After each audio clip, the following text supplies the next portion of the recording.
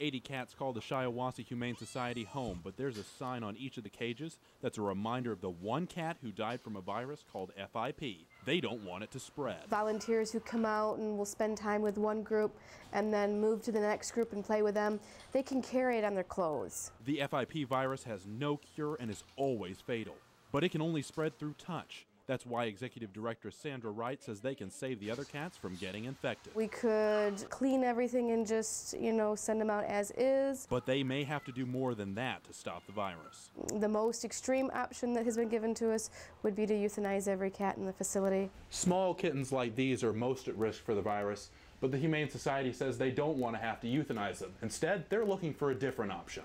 So we're looking for people who would be interested in taking on a new cat, who have the knowledge. We've talked to several veterinarians, veterinary students, people in that field who would be willing to take them as new pets to their home. In the meantime, they're hoping these cats will be able to hang on. In Shiawassee County, Ward Goolsby, 6 News. A good memory of Ward. We did the story about the Discovery Channel coming out to this golf course, dig up I don't know what it was. I thought it was a dinosaur, but that long ride, really let me really get to know Ward as a person, as a reporter.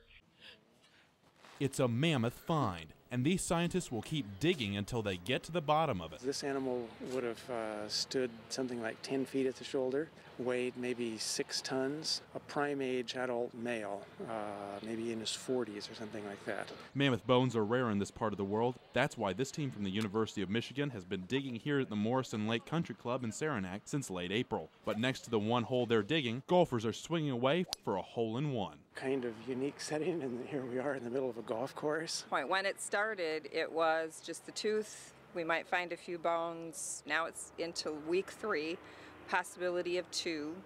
Human element, they're finding tools. It just keeps getting bigger. If you're walking along the golf course, it's easy to stop and watch the crew that's digging up the mammoth bones. We're not the only ones watching. There's actually a film crew that's capturing every little discovery they make. It's 25,000-year-old body parts of an animal that doesn't exist anymore, and we're driving golf carts across it every day. But even with the Discovery Channel crew watching their every move, it can't distract this crew from uncovering what happened after the death of this mammoth, because clearly something is responsible for it all being in pieces and taken apart here. In Saranac, Ward Goolsby, 6 News. I just don't believe in smiling. Yeah, no, you don't want to smile. This is a serious business. Yeah, we're all about death. So. If you leave some food outside your door this Saturday, you might get a visit from a walking, talking Campbell's soup can. We have picked up garbage before, thinking it was food.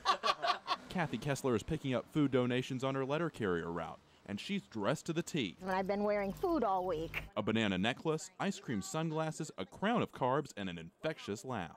Oh my gosh, it was so funny. But an outfit like this isn't just for belly laughs. It's meant to raise awareness about empty stomachs. The most reason they don't give is because they forget. It's not because they don't want to. And the reminder works. Last year, the Michigan Stamps Out Hunger Food Drive collected more than 175,000 pounds of food right here in Lansing. It goes to the local food bank to feed hungry families. And it is the biggest one-day food drive in the nation. This year, actually, after this 18th year, we'll have collected more than 1 billion pounds of food total for food drives. That's tons of canned, non-perishable goods. But when you leave your food outside, don't leave the bag open. The big thing is, if it rains, please tie it shut, because we had a lot of wet food last year that was thrown away. So this year, Kessler hopes that by dressing a little strange, she can brighten people's day. I kind of do this for all the holidays. You can see me in Lansing Mall or anywhere delivering my mail. It makes people smile, and that's what I'm about, is I like to make people smile. And Kessler delivers smiles on her route when she picks up meals with the mail. Glad to tell you something good, Ward Goolsby, 6 News. But all joking aside, reporting here in Lansing has helped me to grow both professionally and personally. And I'm thankful for everybody I've worked with here at 6 News. Yeah, we'll miss you. You're a good kid. Great reporter. You got plenty of great things to come. You have some negativity, but then you've got Ward, who brings up the positivity, or I'll be sitting there and I'll just hear Ward snickering at something over at his computer. He's looking at the screen, find it funny. It cheers me up a little bit. Great to see how you've grown here. Your writing is wonderful.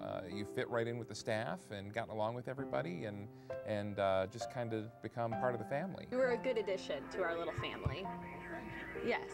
So it'll be interesting to see who we get next. And I hope that they kind of come in and band with us as well as you did. It's nice to like look around and see people like yourself that you just look at and you're like, okay, it's gonna be okay, you know? So just having that reassurance that like, I know I can count on you. I've never met someone so polite, so thoughtful, and accommodating and willing to do what it takes to help you out.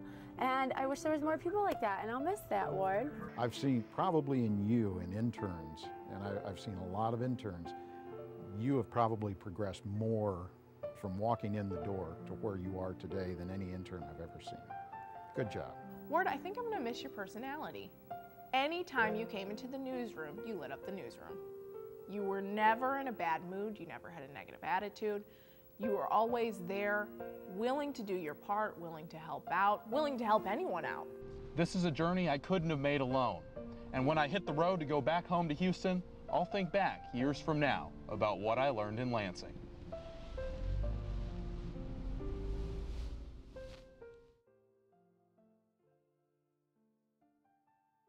I'm done, okay? I can't do any more of this. Can this be over, please? I gotta go.